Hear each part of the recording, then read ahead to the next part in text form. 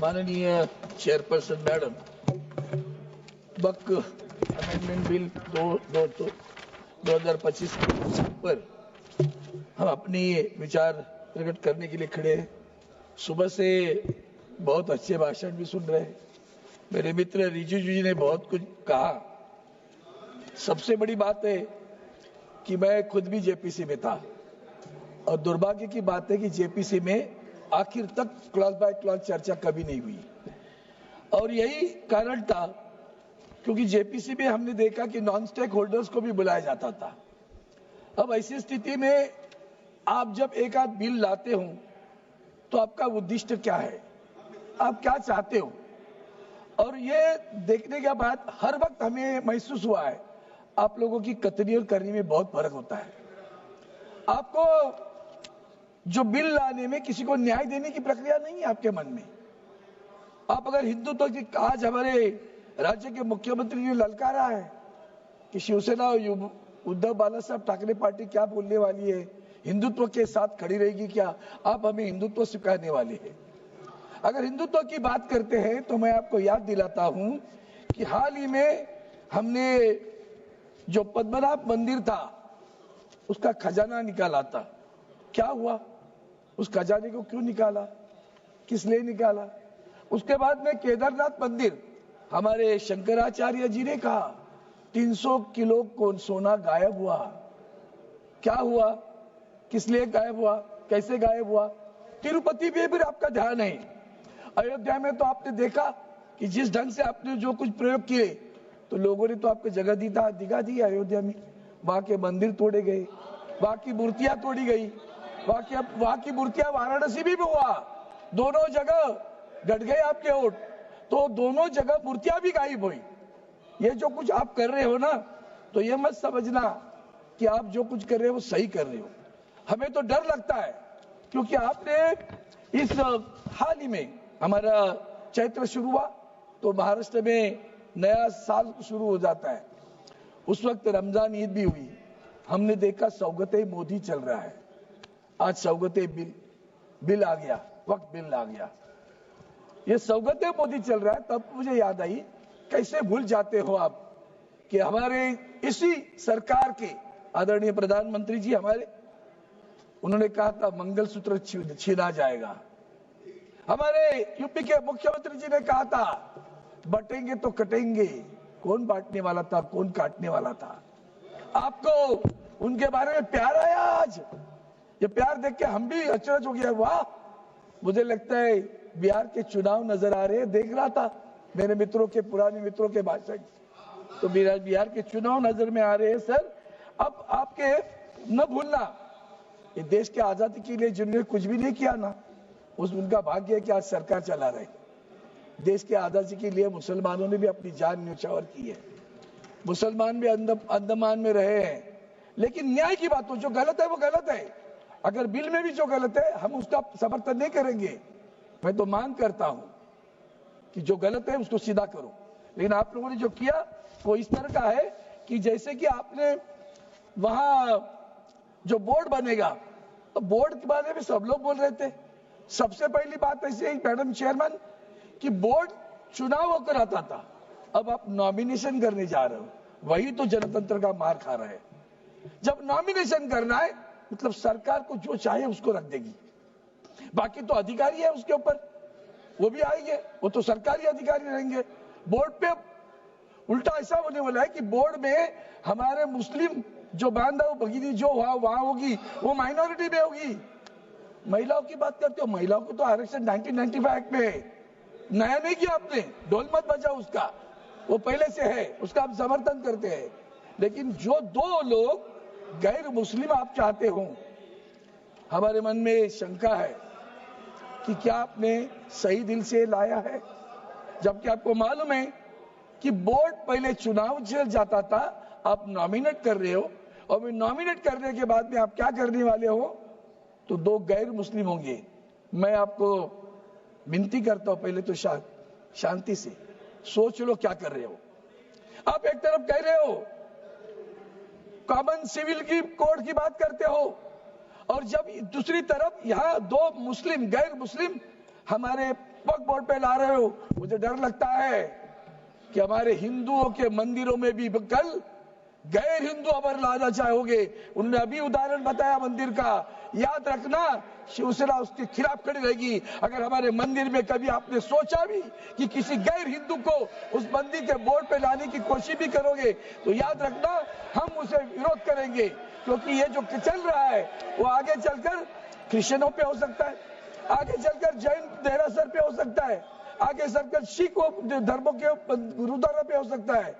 क्यों कर रहे हो आप? क्या आपका उद्देश्य है? क्या आपका हेतु है? क्यों चाहिए आपको कैद? ये धार्मिक नहीं है।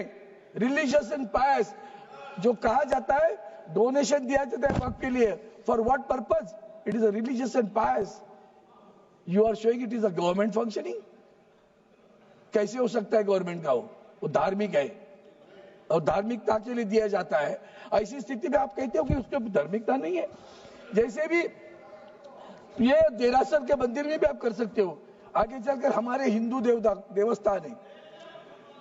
आपने ये अभी जो मैंने मंदिरों की बात की, मैं उनके साथ में था, 370 धारा खत्म करी। हमने आपका अभिनंदन किया, मैं कैबिनेट में था, बहुत खुश था। कितने लोग कश्मीर में हिंदू आ गए बताओ तो सही। कश्मीर में जमीन कौन खरीद रहा है वो भी तो बताओ, पता चलेगा कश्मीर की जमीन कौन खरीद रहा है। दूसरी बात, हमारे हिंदुस्तान के जो हमारे देवस्थान के मंदिरों की जगह होती है, इतनी हजारों एकड़ जमीन है, वो जमीन भी बेची जा रही है। क्या आप इसी तरह का कानून हिंदुओं के देवस्थान की जमीन बेचने वालों के खिलाफ भी लाएंगे क्या? वो भी तो बताओ, तो पता चलेगा आप सही में सेक्युलर की बात करते हो, हिंदुत्व की बात करते हो कि मुस्लिमों की बात करते हो। सर, आपके मैनिफेस्टो में क्या था? ये आपका मैनिफेस्टो पढ़ता हूं, 2010-9 में और 2014 में आपने मैनिफेस्टो लाया था। उस मैनिफेस्टो में आपने लिखा था, the BJP will examine the recommendations of the joint parliamentary committee regarding Waqf properties headed by Shri K. Rahman Khan, 2014, Deputy Chairman Rajya Sabha, and would, in consultation with Muslim religious leaders, take steps to remove encroachment from an unauthorized occupation of work properties.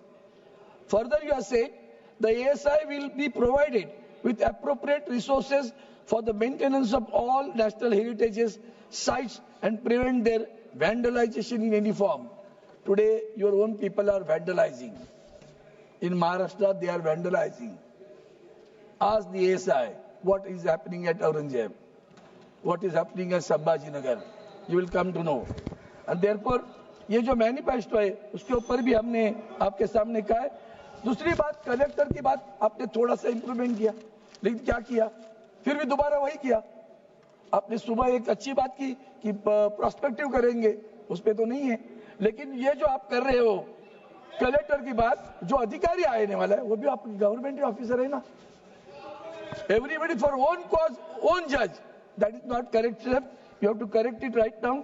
हमने खुद कहा था कि orally इसके आगे कोई भी वक्त नहीं करेगा, रजिस्टर करेगा, ओन प्रॉपर्टी होनी चाहिए, पोजीशन में होनी चाहिए। हमने जेपी से भी कहा हम सुधार के लिए है, लेकिन आपका हेतु कभी सही नहीं लगता। इसलिए मैं इतना ही कहता हूं कि जिस ढंग से आपने ये जो बिल लाया है, उस बिल को देखते हुए आपका हेतु स्पष्ट नहीं होता। आपके मन में कुछ और ही है। जमीन आपको हड़प करनी है, और किसके लिए करनी है? जैसे मैंने कश्मीर में नाम लिया, जैसे मैंने जहां मणिपुर में भी चल रहा है, उसी के लिए चल रहा है। और किस लोगों के लिए चलता है, किन उद्योगपति के लिए चलता है, सभी को पता है। आपका उद्देश्य जमीन हड़पने का है, बाकी कुछ नहीं है, न्याय देने का नहीं है। इसलिए मैं आपको एक ही बताता हूँ, वोटों पे सच्चाई रहती है जहाँ दिल में सफाई रहती है। हम उस देश के वासी हैं जिस देश में गंगा बहती है। आप लोगों के वोटों पे सच्चाई नहीं है, दिल में भी सफाई नहीं है। इसलिए तो बाद में राज कपूर को कहना पड़ा, राम तेरी गंगा मैली हुई, पापियों के पाप धोते धोते। 1000 लोग मर गए उसमें। और इसी को आगे बढ़ा के मैं कहता हूं कि आपने नारा दिया बटेंगे तो कटेंगे, और आपने कल सौगते मोदी भेजा तो बांटोगे तो बचेंगे वाली बात आ गई है। आप बांट रहे हो, बचने के लिए बांट रहे हो, ये अच्छा नहीं है। आप अंदर मन से पूछो कि सही में आपको किसी का भला करना है कि नहीं करना है। आप भला करना नहीं चाहते और आप बांटोगे तो अरे भैया, आपको जब आपने कहा ना कि मंगलसूत्र छिना लिया जाएगा, ऑनरेबल मेंबर, आप तो भूल गए क्या किसको बोल रहे थे? इसलिए मैं आपसे मेरा भाषण समाप्त करने के बाद मैं इतना ही कहता हूँ, आपके दिल में नफरत है ना, वो निकाल डालो। We need harmony not the hatred. We need harmony not the hatred. अगर हार्मनी चाहते हो तो बिल फिर अंतर्मुख कर माननीय सदस्य सोचो नीलेश कि क्या हम सही में मुस्लिम समाज को न्याय देने के लिए। धन्यवाद सभापति। एक minute, honourable member, please wait. Honourable मंत्री, माननीय मंत्री जी ने कहा, अरविंद सावंत जी बैठते बैठते समर्थन किया कि नहीं किया वो बोला नहीं है, इसलिए मैं आप बिल को समर्थन करते कि नहीं करते आपने क्लियर नहीं किया। लेकिन मैं से इतना कहना चाहता हूं, पहले मुझे भी अरविंद सावंत जी का शिवसैनिक होने का, शिवसेना का एमपी होने का जैसे बोलचाल था, वो क्यों बदल गए हैं? आप इंसान बदल गए या कांग्रेस के साथ हाथ मिले इसलिए आप बदल गए? पहले तो बड़ा शिवसेना का एजेंडा लेके अच्छा बोलता था, हमको भी अच्छा लगता था। Honourable member Shri Nilesh Lankesh ji, please start. आप शुरू करो। ऑनरेबल मेंबर, आप प्लीज बैठिए, आप बैठिए।